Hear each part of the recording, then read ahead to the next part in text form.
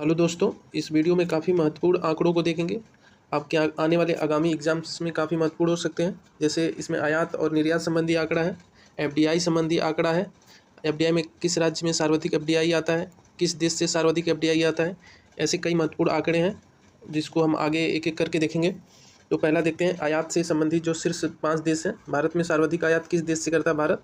तो पहले स्थान पर चीन है, जो सर्वाधिक 15% का योगदान देता है भारत के आयात में। उसके बाद रूस का स्थान है। रूस का स्थान पहली बार दूसरे स्थान पे आया है क्योंकि क्रूड ऑयल जो है, हम लोग कच्चे तेल जो है आयात वर्तमान में कर रहे हैं, काफ़ी मात्रा में रूस से कच्चे तेल का आयात कर रहे हैं। इस वजह से ये दूसरे स्थान पे है, ध्यान रखिएगा। उसके बाद तीसरे नंबर पर संयुक्त अरब अमीरात है, इसका परसेंटेज है 7.1। उसके बाद अमेरिका है 6% के साथ। उसके बाद सऊदी अरब। ठीक है, तो ये क्रम वाइज याद रखिएगा। सबसे ज़्यादा चीन है, उसके बाद रूस है, उसके बाद संयुक्त अरब अमीरात है, उसके बाद अमेरिका है, उसके बाद सऊदी अरब। तो ये क्रम याद रखिएगा। टॉप 3 तो आपको याद ही करना है, ठीक है, टॉप 3 याद कर लीजिएगा। बाकी इसकी ये आंकड़ा उतना महत्वपूर्ण नहीं है। टॉप 3 देश का नाम याद कर लीजिएगा। पहले पे चीन है, दूसरे पे रूस है, उसके बाद संयुक्त अरब अमीरात है। आगे चलते हैं। अब हम एक्सपोर्ट संबंधी आंकड़ा देखेंगे। भारत द्वारा किन देशों को सर्वाधिक एक्सपोर्ट किया जाता है, निर्यात किया जाता है? तो प्रथम देश है अमेरिका। हम लोग सर्वाधिक निर्यात करते हैं अमेरिका को, ठीक है, 17.5% है, ध्यान रखिएगा। सर्वाधिक निर्यात हम लोग अमेरिका को करते हैं। उसके बाद संयुक्त अरब अमीरात का स्थान है 8.15। उसके बाद नीदरलैंड का, उसके बाद चीन का, उसके बाद सिंगापुर। तो आपको टॉप 3 या टॉप 4 याद करना है, काफ़ी इंपॉर्टेंट है। तो अमेरिका आयात में कौन से नंबर पे था? आयात में चौथे नंबर पे था, ठीक है। इसमें हम लोग निर्यात काफ़ी मात्रा में करते हैं। हम लोग सर्वाधिक जो व्यापार अधिशेष है अमेरिका के साथ होता है। सर्वाधिक व्यापार अधिशेष अमेरिका के साथ होता है, और सर्वाधिक जो घाटा होता है, व्यापार घाटा, वो हम चाइना के साथ करते हैं, ठीक है। तो ये ध्यान रखिएगा 2 चीज़। और जो हम लोग सर्वाधिक एक्सपोर्ट करते हैं, सर्वाधिक अमेरिका के साथ करते हैं, उसके बाद संयुक्त अरब अमीरात के साथ करते हैं, उसके बाद नीदरलैंड, उसके बाद चाइना, उसके बाद सिंगापुर। ये आंकड़ा जरूर याद रखिएगा। हम लोग एक्सपोर्ट सबसे ज़्यादा कहाँ करते हैं, किस देश को करते हैं? और आयात वाला जो आंकड़ा है ऊपर, ये भी ध्यान रखिएगा। पहले पे चीन था, उसके बाद रूस था, उसके बाद संयुक्त अरब अमीरात था, उसके बाद अमेरिका था, उसके बाद सऊदी अरब। उसमें पहले एक्सपोर्ट में हम अमेरिका पहले स्थान पे आ जाता है और चाइना चौथे स्थान पे है, ठीक है, एक्सपोर्ट में, ठीक है, ये ध्यान रखिएगा। आगे चलते हैं हम लोग। पीआईबी का रिपोर्ट है, ठीक है, पीआईबी का। इसमें एक्सपोर्ट में देख लीजिए यूएसए सबसे ज़्यादा है, ठीक है, उसके बाद यूएई है, ठीक है, उसके बाद नीदरलैंड है, उसके बाद चाइना है, ठीक है, ये ध्यान रखिएगा। वही आंकड़ा ऊपर लिखा हुआ है। तो यूएई के बाद नीदरलैंड है, उसके बाद चाइना है, उसके बाद सिंगापुर है, उसके बाद अगर पूछे तो यूके है, उसके बाद सऊदी अरेबिया है, उसके बाद बांग्लादेश है, उसके बाद जर्मनी है, उसके बाद इटली है, ठीक है। तो इटली है, जर्मनी है, बांग्लादेश है, ठीक है। तो USA, UAE, Netherlands, China, Singapore, UK, Saudi Arabia, Bangladesh, Germany, Italy, ठीक है। आपको याद करना हो तो याद कर लीजिएगा। बाकी इंपॉर्टेंट टॉप 3 ही है। आगे चलते हैं, एफडीआई संबंधी आंकड़ा देख लेते हैं। तो एफडीआई में शीर्ष जो 5 स्रोत हैं, भारत को जो 5 देशों से सब सर्वाधिक एफडीआई आकर्षित करता है, तो उसमें सिंगापुर का स्थान प्रथम है। तो ये काफ़ी महत्वपूर्ण है, इसको ध्यान रखिएगा। सिंगापुर में सर्वाधिक एफडीआई भारत को मिलता है, लगभग 30% सिंगापुर से ही भारत में एफडीआई मिलता है। उसके बाद मॉरिशस का स्थान है लगभग 16.5%। उसके बाद अमेरिका है 10%, 11% के आसपास। नीदरलैंड और यूएई, ठीक है, संयुक्त अरब अमीरात के साथ, ठीक है। तो टॉप 3 ध्यान रखिएगा। और सर्वाधिक इंपॉर्टेंट सिंगापुर है, तो इसको ध्यान रखिएगा। सर्वाधिक एफडीआई कहाँ से मिलता है? सिंगापुर से। उसके बाद मॉरिशस, उसके बाद अमेरिका, ठीक है। ये डाटा याद रखिएगा, काफ़ी इंपॉर्टेंट है, काफ़ी डिफरेंट है। सिंगापुर काफ़ी ज़्यादा मात्रा में करता है, उसके बाद मॉरिशस करता है, उसके बाद अमेरिका, ठीक है। ये 3 डाटा याद रखिएगा। उसके बाद भी काफ़ी महत्वपूर्ण आंकड़े हैं। शीर्ष जो 5 सेक्टर हैं भारत में एफडीआई आकर्षित करने के, वो कौन से हैं? तो भारत में किस सेक्टर में सर्वाधिक एफडीआई आता है? तो सब सर्वाधिक सेवा सेक्टर में आता है, ध्यान रखिएगा, सर्विस सेक्टर में। तो इसमें लगभग 18.5% है, 18.69, ठीक है। ये काफ़ी इंपॉर्टेंट, ये ध्यान रखिएगा। सेवा क्षेत्र हमारा काफ़ी सर्वाधिक एफडीआई आकर्षित करता है। उसके बाद कंप्यूटर सॉफ्टवेयर और एंड हार्डवेयर। तो कंप्यूटर सॉफ्टवेयर और हार्डवेयर में लगभग 16%, ये भी ध्यान रखिएगा। उसके बाद व्यापार ट्रेड में लगभग 8%। और फिर ऊर्जा, गैर पारंपरिक जो ऊर्जा है, ठीक है, उसमें 8%। उसके बाद बुनियादी जो ढांचा हमारा इंफ्रास्ट्रक्चर है, उसमें लगभग 4.5% है, ये ध्यान रखिएगा। तो ये सेवा क्षेत्र सर्विस सेक्टर याद रखिएगा, ये लगभग 18.5% है। Computer and software and hardware, ठीक है। तो कंप्यूटर में जो सॉफ्टवेयर प्रयोग होता है और हार्डवेयर, इसमें हम लोग काफ़ी मात्रा में एफडीआई आकर्षित करते हैं। फिर व्यापार ट्रेड्स में, फिर गैर पारंपरिक ऊर्जा, ठीक है, ये भी काफ़ी इंपॉर्टेंट है, ध्यान रखिएगा। उसके बाद काफ़ी महत्वपूर्ण आंकड़ा ये भी है, कर्नाटक, ठीक है, नहीं, महाराष्ट्र सर्वाधिक एफडीआई आकर्षित करता है। 5 शीर्ष राज्य जो हैं सर्वाधिक एफडीआई आकर्षित करने वाले, तो महाराष्ट्र सर्वाधिक है, ये ध्यान रखिएगा, काफ़ी इंपॉर्टेंट है, लगभग 40% है। महाराष्ट्र अकेले 40% एफडीआई आकर्षित करता है। उसके बाद कर्नाटक है जो लगभग 13% है। उसके बाद दिल्ली का स्थान आता है, उसके बाद गुजरात, उसके बाद तमिलनाडु, ठीक है। तो सर्वाधिक 3 जो राज्य हैं उसको ध्यान रखिएगा, टॉप 3, ठीक है, ये काफ़ी इंपॉर्टेंट है। तो पहले पे महाराष्ट्र है, दूसरे पे कर्नाटक, उसके बाद दिल्ली। काफ़ी मात्रा में ये इसका मात्रा काफ़ी ज़्यादा है, लगभग 40%, ये भी ध्यान रखिएगा, ये जरूर ध्यान रखिएगा, 40% के आसपास, और महाराष्ट्र, ठीक है, ये ध्यान रखिएगा। आगे चलते हैं। भारत में जो पश्चिमी घाट से लगे राज्य हैं, ठीक है, गुजरात से लेके तमिलनाडु तक, काफ़ी मात्रा में एफडीआई, लगभग 70% यहीं एफडीआई मिलता है, 60-70%, ठीक है। तो गुजरात हो गया, महाराष्ट्र हो गया, कर्नाटक हो गया, केरल, तमिलनाडु हो गया, ये सब ध्यान रखिएगा, ठीक है। आगे चलते हैं।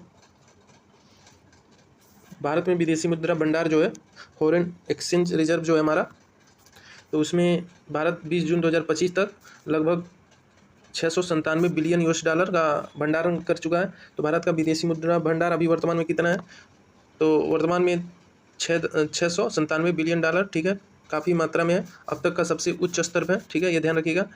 तो डेट के साथ भी पूछ सकता है, वैसे भी पूछ सकता है, तो लगभग पूछ सकता है 697, लगभग 700 बिलियन डॉलर, याद रखिएगा, ठीक है। आगे चलते हैं।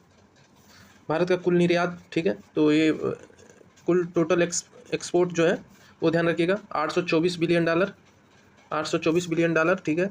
उसके बाद जो वृद्धि ग्रोथ रहा है हमारा 2023-24 में, तो 2023-24 में जो वित्तीय वर्ष रहा है उसमें ग्रोथ जो रहा है एक्सपोर्ट का, वो 6% से ग्रोथ किया है, ये भी ध्यान रखिएगा, 6% से ग्रोथ किया है हमारा, और अब वर्तमान में है 824 बिलियन डॉलर एक्सपोर्ट हम लोग किए हैं इस पिछले वित्तीय वर्ष में, ये भी ध्यान रखिएगा। पिछले वित्तीय वर्ष 2024-25 में 824 बिलियन डॉलर, ये भी सर्वाधिक है, अब तक का सबसे हाईएस्ट है, ये भी ध्यान रखिएगा। एक बार हम लोग रिवाइज कर लेते हैं। तो सर्वाधिक एफडीआई कहाँ से मिल रहा था, सिंगापुर से, लगभग 30%। जो शीर्ष क्षेत्र था एफडीआई आकर्षित करने में, वो सेवा क्षेत्र था, ध्यान रखिएगा, सेवा लगभग 19% के आसपास। शीर्ष जो राज्य था एफडीआई आकर्षित करने में, महाराष्ट्र का स्थान था, उसके बाद कर्नाटका, उसके बाद दिल्ली, ये लगभग 40% था, 39%, ध्यान रखिएगा। विदेशी मुद्रा भंडार, ठीक है, 697 बिलियन डॉलर, और कुल निर्यात हमारा जो था 2024-25 में वित्तीय वर्ष में 824 बिलियन डॉलर, ये भी ध्यान रखिएगा, काफ़ी इंपॉर्टेंट है, ये डाटा याद रखिएगा। आगे देखते हैं महत्वपूर्ण आंकड़ों के। नॉमिनल जीडीपी जो है, नॉमिनल जीडीपी, नामात्र की जीडीपी जो होती है, उसका जो विकास, उसका प्राथमिक क्षेत्र का जो योगदान है, द्वितीय क्षेत्र का जो योगदान है, और तृतीय क्षेत्र का जो योगदान है, वो देख लेते हैं एक बार। तो 2024-25 में ये काफ़ी इंपॉर्टेंट है, लेटेस्ट वाला 2024-25 में, तो प्राथमिक क्षेत्र का योगदान है 19.7, ठीक है, ध्यान रखिएगा, 19.7 प्राथमिक क्षेत्र का योगदान है, और द्वितीय क्षेत्र का योगदान 25.3 है, और तृतीय क्षेत्र का योगदान 55.0, ठीक है। तो ये काफ़ी इंपॉर्टेंट है, इसको ध्यान रखिएगा। प्राथमिक क्षेत्र का योगदान 19.7, और द्वितीय क्षेत्र का योगदान 25.3, और तृतीय क्षेत्र का योगदान है 55, ठीक है। और एक चीज़ और याद रखिएगा, जो इस पिछले वित्तीय वर्ष में जो विकास दर रहा है सेक्टर वाइज, जैसे कृषि में जो विकास दर रहा है 3.8% के हिसाब से ग्रोथ किया है। उसके बाद औद्योगिक क्षेत्र,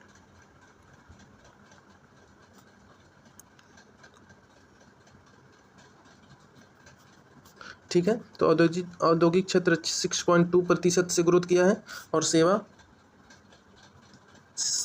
किया है 7.2, ठीक है, ये भी ध्यान रखिएगा। तो जो हमारा ग्रोथ रेट रहा है एग्रीकल्चर का, और विनिर्माण का, और सर्विस सेक्टर का, तो ये रहा है, ये भी ध्यान रखिएगा। और जो योगदान है प्राथमिक, द्वितीयक और तृतीयक क्षेत्र का, वो भी ध्यान रखिएगा। आगे चलते हैं। जो हमारा फॉरेक्स रिजर्व है, विदेशी मुद्रा रिजर्व है, उसको एक बार देख लेते हैं कौन से स्थान पे है विदेशी मुद्रा भंडार में भारत। तो पहले स्थान पे चीन है, लगभग 3500 बिलियन $, काफ़ी मात्रा में रिजर्व रखता है चाइना।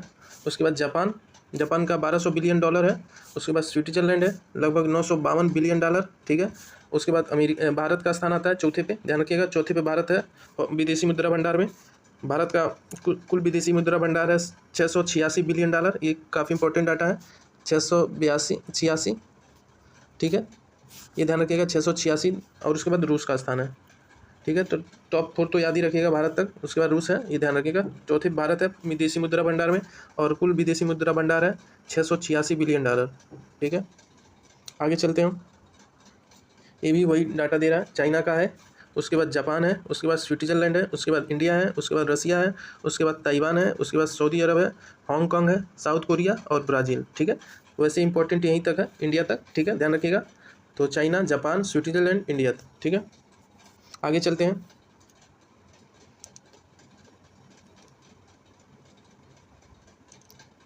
तो वर्ल्ड ऑफिशियल जो फॉरेन करेंसी रिजर्व है उसको देख लेते हैं IMF के अनुसार, ठीक है। तो सबसे ज़्यादा हम लोग $, रिजर्व रखते हैं, उसके बाद यूरो रखते हैं, उसके बाद चाइनीज़ रेमबी रखते हैं, फिर उसके बाद पाउंड और जो भी जापानी येन है वो सब, ठीक है। तो सबसे ज़्यादा ध्यान रखिएगा $, सबसे ज़्यादा हम रखते हैं रिजर्व में वैश्विक स्तर पे, और उसके बाद लोग यूरो रखते हैं, ठीक है, यूरो रखते हैं। ये दो चीज़ ध्यान रखिएगा, सबसे ज़्यादा गोल्ड रिजर्व में रहता है, उसके बाद यूरो रहता है।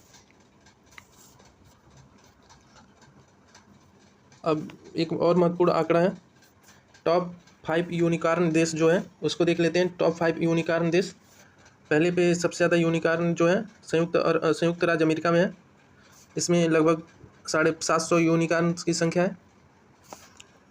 उसके बाद चाइना है, लगभग 343। भारत का एग्जैक्ट याद रखिएगा 64, ठीक है। तो 64 यूनिकॉर्न वर्तमान में है भारत के पास, और भारत विश्व में तीसरे स्थान पे है, ठीक है। उसके बाद यूनाइटेड किंगडम है, उसके बाद जर्मनी है। तो भारत तीसरे स्थान पे है यूनिकॉर्न में, और अमेरिका पहले पे है, दूसरे पे चाइना, ठीक है। अगर यूनिकॉर्न उसको मिलता है जिसका $1 बिलियन कंपनी हो जाती है, ध्यान रखिएगा। और एक और महत्वपूर्ण आंकड़ा है, इसको देख लेते हैं। भारत में यूनिकॉर्न का विकास जो होता है, भारत में अभी वर्तमान में 64 यूनिकॉर्न है, पढ़े हम लोग। उसके बाद बेंगलुरु जो है वैश्विक जो शहरों में देखा जाए तो वैश्विक स्तर पर 7वें स्थान पे है बेंगलुरु। भारत में बेंगलुरु में सबसे ज़्यादा यूनिकॉर्न है, और 2025 में 11 नए यूनिकॉर्न यहाँ शामिल किए गए थे। तो भारत में अगर पूछा जाए तो कर्नाटक राज्य में सबसे ज़्यादा यूनिकॉर्न है, ध्यान रखिएगा। और अगर शहर पूछे तो बेंगलुरु, उसके बाद मुंबई 22वें स्थान पे है, और उसके बाद गुरुग्राम, ठीक है, ये ध्यान रखिएगा।